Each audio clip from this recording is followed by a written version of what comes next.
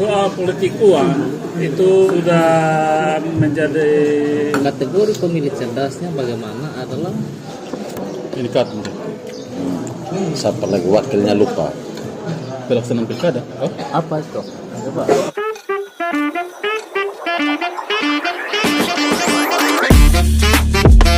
baik pemirsa, jumpa lagi bersama kami di bincang-bincang santai di channel YouTube Ndau Explore. Bincang-bincang kali ini terkait proses pilkada 2024. Ada beberapa tahapan yang sudah selesai dilakukan dan saat ini sedang menjelang proses penetapan DPT. Tinggal menghitung hari saja untuk proses penetapan DPT ya. Bung Willy, Pak Otto, ya. Jadi saat ini telah hadir penyelenggara pemilih tingkat kecamatan yaitu PPK yang merupakan penyelenggara pemilih tingkat kecamatan. Saya akan menggali beberapa informasi terkait tahapan pilkada 2024. Ada beberapa hal yang akan kita gali lewat narasumber hebat ini sambil santai. Baik, yang pertama hal yang perlu kita ketahui atau yang perlu kita cari tahu yaitu bagaimana tingkat partisipasi pemilih di Kecamatan Daunuse 80%. dalam pelaksanaan pilkada 2024 ini. baik berkaitan dengan tingkat partisipasi masyarakat dalam hal ini pemilih yang kategori memenuhi syarat untuk memberikan hak pilih. Khusus untuk Kecamatan Daunuse itu ya secara sementara kita targetkan ya di atas 80%. Kita cermati pengalaman pilpres baru-baru, tingkat partisipasi masyarakat begitu tinggi di Kecamatan Daunuse sebagai dampak dari para penyelenggara memanfaatkan momen-momen penting seperti acara duka atau di gereja-gereja memberikan sosialisasi pemahaman tentang tahapan pemilu terhadap masyarakat sehingga untuk Kecamatan Daunuse itu sangat baik. Baik. Terbukti jajaran panitia pengalaman pilpres baru tidak ada kendala dan sampai hari ini untuk proses pilkada sudah mencapai tahapan penetapan daftar pemilih tetap. Jajaran panitia belum pernah mengalami kendala oleh karena dukungan 100% dan masyarakat pemilih yang ada di Kecamatan Daunuse. Baik, menarik. Artinya bahwa informasi yang sudah disampaikan Pak Okto tadi itu menunjukkan tingkat sosialisasi yang sangat bagus dari penyelenggara pemilu tingkat kecamatan. Ya. Menurut Pak Okto, apakah ada hal-hal yang perlu lagi ditingkatkan terkait sosialisasi atau sudah cukup atau seperti apa? Sesuai dengan aturan yang sebentar berjalan dan arahan dari pimpinan dalam hal ini KPU, tentu ada tahapan sosialisasi tentang pemilih, kategori pemilih untuk memenuhi syarat menjadi pemilih itu kalau tidak salah setelah proses penetapan daftar pemilih tetap itu untuk pemilih kategori pemilih sudah paten. Ya. Tinggal tahapan akhir yang kita jalani, jajaran panitia jalani adalah mengurus daftar pindah memilih bagi pemilih yang sudah masuk dalam kategori pemilih aktif. Kita sudah berada dalam tahapan setelah penetapan DPT, kita berada dalam jajaran panitia itu berada di tahapan mengurus jika pemilih yang bertugas keluar atau berhalangan tetap itu bisa mengurus surat pindah memilih. Baik, terkait pindah memilih nanti kita akan gali lebih jauh. Lalu bagaimana dengan atau berapa jumlah daftar pemilih tetap di Pilkada 2024 ini di tingkat Kecamatan Daunuse, Pak Wilby, yang sudah didata selama tahapan berjalan ini? Baik, terima kasih Pak Migar. Saya perlu jelaskan juga, Pak Migir di sini selain sebagai host ya, beliau juga adalah salah satu anggota PPK di Kecamatan Danuse. Betul sekali. Ya, jadi untuk DPT saya ingin mengatakan bahwa sampai dengan sejauh ini atau tahapan sekarang belum ada penetapan DPT. Iya. Jadi tahapan sekarang yang baru saja kita lalui itu adalah penetapan pleno hasil perbaikan daftar pemilih sementara tingkat Kecamatan Danuse yang kami sudah laksanakan pada tanggal 10 September tahun 2024 kemarin ya. Oh, berarti baru saja ya? Baru saja. Oh, iya. Perlu juga saya laporkan kepada kita semua bahwa dalam pilkada tahun 2024 ini khususnya di Kecamatan Danuse diperkirakan penempatan DPT-nya atau pemilih tetap yang ikut mengikuti kontestasi pilkada tahun 2024 di Kecamatan Danuse adalah sejumlah 2.600 orang ya, sesuai dengan hasil pleno di tingkat kecamatan kemarin.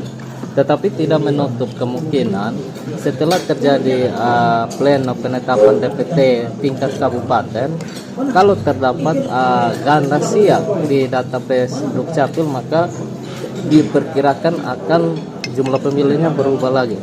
Tapi sementara ini dari Kecamatan Danuse sendiri tidak ditemukan data ganda siap ya. Sudah sempat ditemukan kemarin tapi sudah diselesaikan. Untuk ganda siap ini sebelum kita lakukan pleno di tingkat kecamatan kemarin, memang ada berdasarkan data Sigali yang diturunkan oleh KPU Kabupaten Rotendao, yaitu ada kurang lebih sekitar 3 nama ya. Pertama Kecamatan Danuse dengan Kecamatan Rote Barat, yaitu Kecamatan Danuse ini tepatnya di Desa Nuse. Dia ganda siap dengan salah satu pemilih di Kecamatan Rote Barat, tepatnya di Desa Nambarala.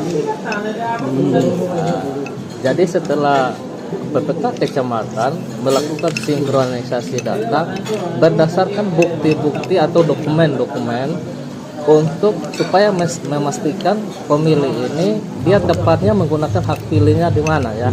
Nah, jadi di situ kita coba cocokkan bukti dari Nambarala mereka menunjukkan bukti bahwa yang bersangkutan ini sudah mengantongi kartu keluarga baru dengan domisili terbarunya di Desa Nambarala. Sedangkan kita di Kecamatan Danuse juga mengantungi bukti domisili, yaitu KTPL yang bersangkutan yang masih berdomisili di Desa Nuse. Dan setelah kita cocokkan berdasarkan bukti-bukti sebagaimana yang diatur dalam Undang-Undang Pemilu, di situ pemilih kan kalau pemilih seseorang yang dikatakan punya hak untuk memilih warga Indonesia yang dibuktikan dengan KTPL. Makanya kita tetap pertahankan dengan merujuk pada pasal tersebut. Akhirnya kita meminta teman-teman sekretariat, dalam hal ini sekretariat di KPU Kabupaten Rotendao, bagian data dan informasi untuk men-TMS kan ya pemilih tersebut di Desa Nambarala, kemudian mengaktifkan lagi di Desa Nuse. Sedangkan 2 orang tadi kita juga melakukan hal yang sama, yaitu 2 orang ini terlempar sebagai pemilih baru di Desa Balilendege, sedangkan mereka masih memiliki KTPL yang berdomisili di Kecamatan Lobalain ya, tepatnya satu di Kelurahan Mokdale dan satu di Kelurahan Namodale. Kira-kira penjelasannya seperti itu. Ya, baik. Jadi dokumen rujukan yang paling kuat untuk digunakan pemilih ke TPS itu nanti merupakan KTP elektronik. Terkait pemilih, pindah memilih tadi, kita perlu tahu bahwa kapan dimulai tahapan atau proses pemilih dalam mengurus pindah memilih. Baik. Apa yang harus disiapkan? bulan Oktober Gimana atau SK. Ya baik, jadi kaitan dengan proses tahapan pemilu yang kita ketahui bahwa setelah penetapan daftar pemilih tetap oleh KPU Kabupaten Kota, kita akan jalani beberapa hari, kemudian sampai di hari H itu proses pindah memilih. Seperti saya gambarkan tadi bahwa pindah memilih ini diwajibkan bagi mereka yang bertugas di tempat lain karena dinas ataukah berada di rumah sakit karena keluarga sakit, dan hal-hal penting yang menuntut agar supaya mereka segera pindah memilih. Dengan demikian yang wajib disiapkan oleh seorang pemilih yang bersedia untuk memilih di tempat lain pada hari H, dia harus menyiapkan pertama surat tugas. Surat tugas di tempat yang nanti akan memberikan hak pilih itu jelas dan ditandatangani oleh tanda tangan jelas oleh pimpinan di mana dia harus bertugas. Nah, tujuan ya instansi di mana dia harus bekerja dan lampirkan dengan KTP elektronik terbaru dengan kartu keluarga. Telah hadir salah satu pemilih di desa Anarai. Jadi apa yang Bapak ketahui tentang pilkada? Jadwal pelaksanaannya atau seperti apa? Apa yang Bapak sudah ketahui terkait sosialisasi yang sudah dilakukan oleh penyelenggara penyelenggara pilkada tingkat desa Bapak? Ya, baik. Oleh tahapan pilkadanya tahu, yaitu untuk memilih bupati dan wakil bupati, dan pelaksanaannya pada tanggal 27 November 2024. Kalau gubernur Bapak Sama, ya, pilkada yaitu pemilihan gubernur dan wakil gubernur, dan bupati dan wakil bupati, dan juga wali kota dan wakil wali kota. Jadi pemilihan serentak. untuk pemilihan gubernur ini sampai dengan KPU provinsi kan sudah tetapkan calon untuk mengikuti pesta ini. Yang Bapak ketahui ada beberapa calon untuk ikuti pesta ini. Ya, Provinsi. kalau provinsi sebagai tahuan saya ada 3 calon. Yang itu yang pertama Melki Lakalena bersama Joni Asadoma. Yang kedua Kakak Ansi bersama Kakak Jen. Dan yang ketiga Petrus Kamlasi dengan siapa lagi wakilnya lupa. Kalau untuk Kabupaten Rotendao juga ada 3 pasang, yaitu yang biasa disebut oleh masyarakat tuh yang pertama Ita Esa dengan lambang meledak, terus Lentera dengan lambang menyala, dan Koe-Koe yaitu Viko dan Bapak Bima. Lontar melole. Baik, saya lanjutkan pertanyaannya Bapak. Bapak sebagai pemilih, apa harapan Bapak tentang pemilih yang akan terpilih nanti? Maksudnya begini Bapak, pemimpinnya harus bagaimana?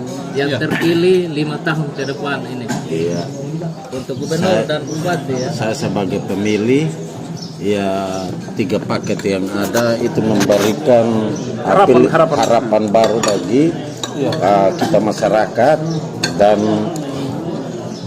pasti di antara ketiga ada yang terpilih dan ada yang tidak, sehingga itu memberikan pilihan bagi masyarakat untuk menentukan hati nuraninya di dalam memilih.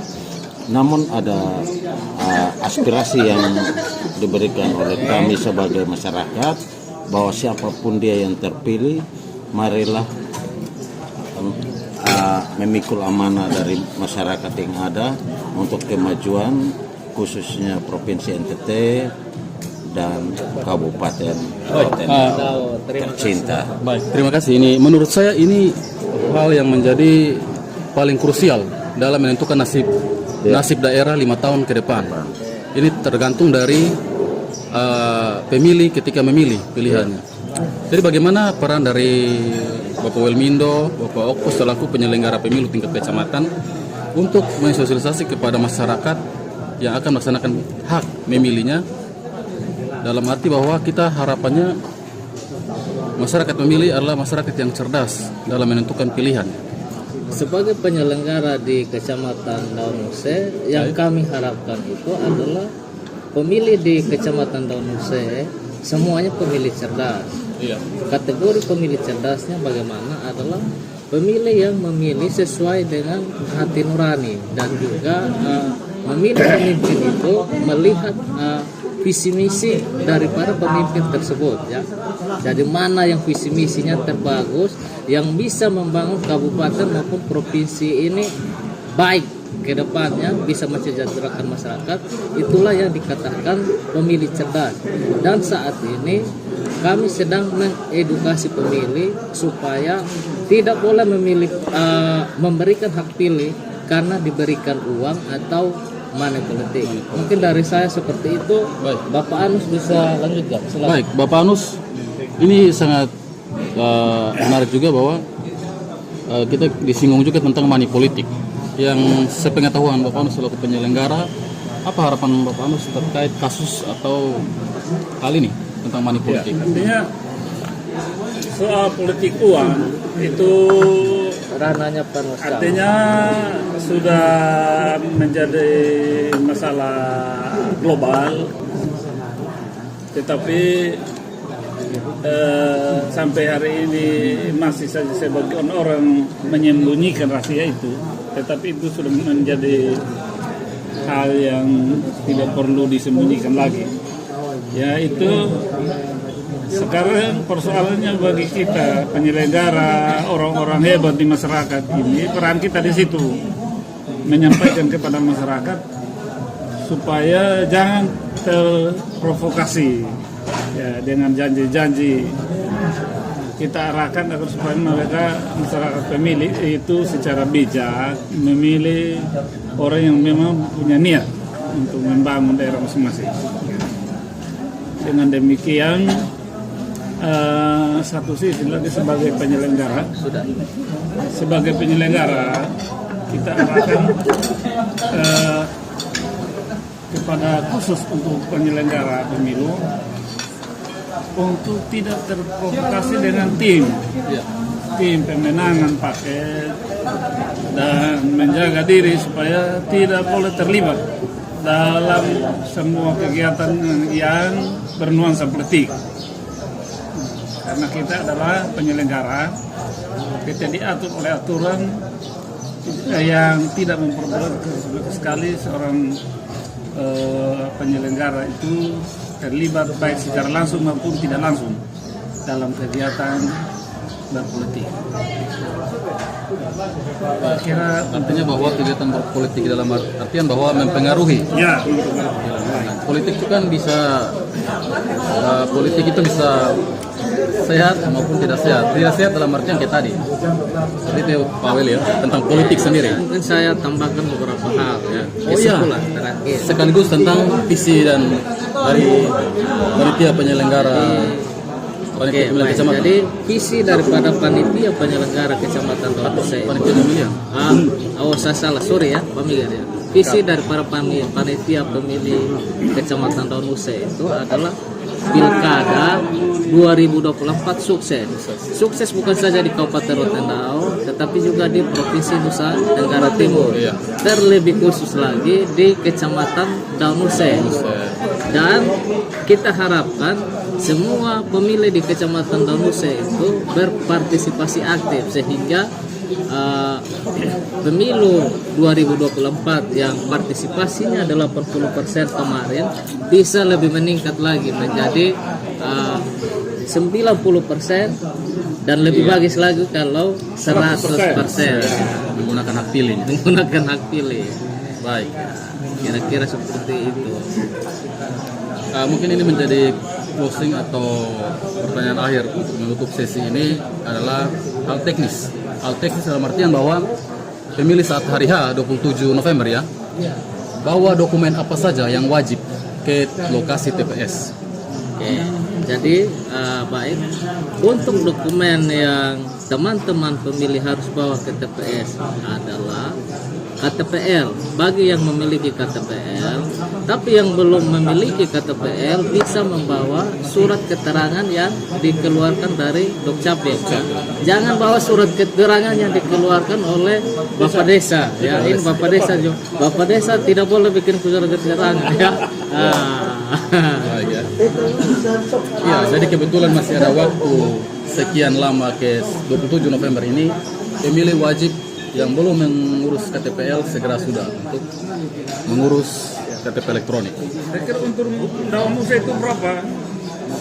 Sampai hari ini sekitar 9 orang. Oh iya, 9 orang sesuai 9 dengan orang yang data belum punya KTPL, pemilih yang terdaftar. 9 orang yang belum. di dalam DPT masih 9 orang yang belum memiliki KTPL. Jadi saat ini juga kita sudah konfirmasi kepada Camat Ndaunuse untuk koordinasi dengan para kepala desa supaya masyarakat di desa-desa tersebut yang 9 tadi bisa secepatnya melakukan proses pengurusan KTPL ini sebelum hari H yaitu tanggal 27 November ya. Kira-kira seperti itu. Ya, jadi saya tambahkan sedikit.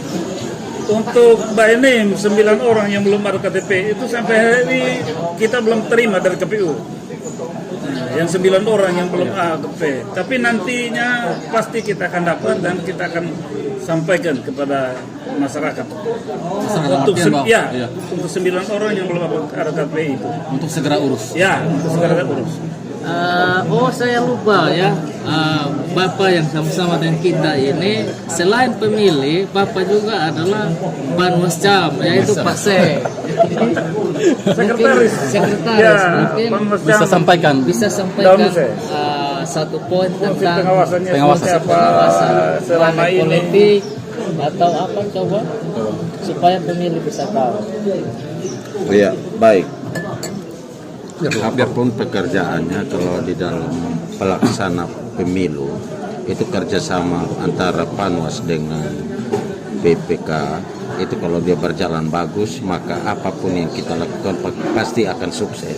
Nah, itu yang diharapkan oleh masyarakat Kecamatan Daunuse, bahwa pemilu pilkada kali ini yaitu pilkada gubernur dan wakil gubernur dan juga bupati dan wakil bupati, dia akan terlaksana dengan baik.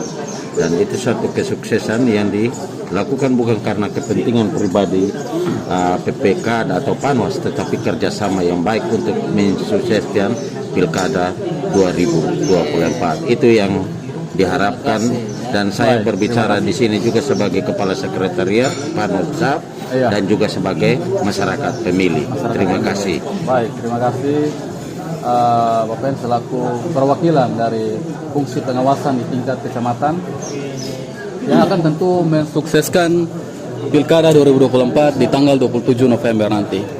Baik, terima kasih Pak Welmindo, terima kasih Pak Okto, terima kasih Bapak Hen telah bincang-bincang terkait persiapan Pilkada 2024. Harapan kita bersama tentu Pilkada 2024 di tingkat Kabupaten Rotendao, Provinsi Nusa Tenggara Timur, terkhususnya di Kecamatan Daunuse boleh berjalan dengan sukses dan lancar. Amin. Sekian, sampai jumpa di bincang-bincang berikut. Aduh, Jomar. Oh, adil.